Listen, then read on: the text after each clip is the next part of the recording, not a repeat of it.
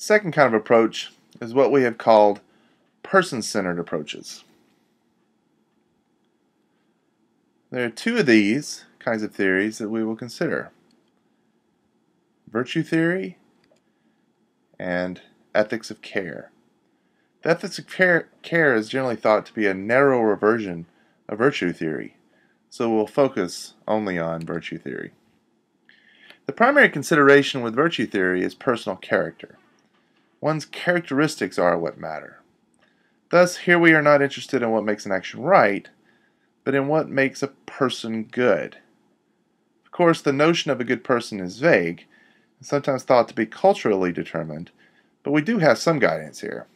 We can look to people who are said to flourish, to thrive, who are maximizing their potential, not just professionally but personally.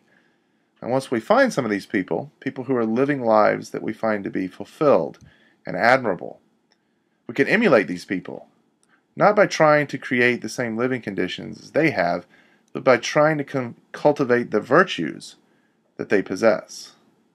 We're not just imitating, however, we must cultivate the virtues for the purpose of developing good character. But virtue theory also stresses motivation as well as character. Now, Beauchamp describes a case to illustrate this point. Here I'll produce it. It's the unmotivated doctor. So consider a physician who meets his moral obligations. This is a quote from Beauchamp. Because they are his obligations, and yet has underlying motives that raise questions of character. This physician detests his job, hates having to spend time with every patient who comes through the door. He cares not about being of service to people or creating a better environment in the office. All he wants to do is make money, avoid malpractice suits, and meet his obligations. Although this man never acts immorally from the perspective of duty, right, read Kantianism here, something in his character is deeply defective morally. The admirable compassion and dedication guiding the lives of many health professionals is absent in this person, who merely engages in rule-following behavior. We can ask several questions here, and I'm going to actually wait until class to discuss this, but we can ask these questions.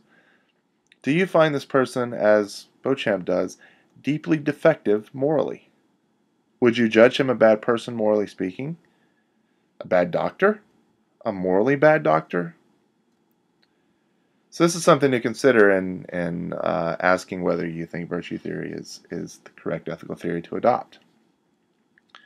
Now, the list of virtues in virtue theory, or if we were to adopt virtue theory, might differ a bit from person to person. But many of these good characteristics are thought to persist across individuals and cultures. Some of these include courage, moderation in appetite, justice, generosity, mildness of temper, honesty, friendliness, and common sense. Becoming a good person would require the cultivation of at least these virtues, and probably more.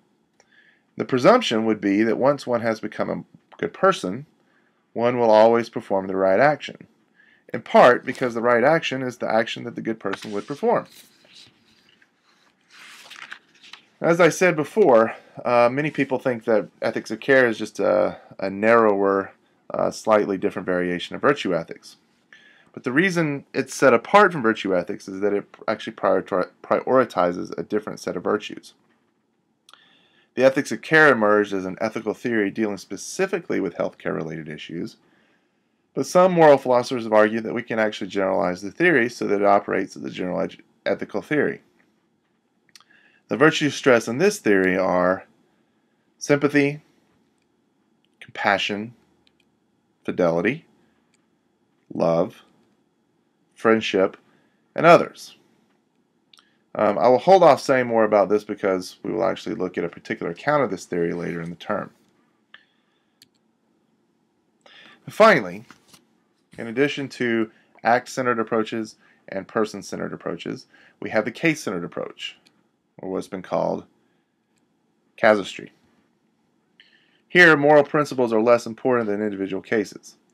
It's very similar to how the legal courts work. Earlier cases are decided based perhaps on law, or even earlier cases still.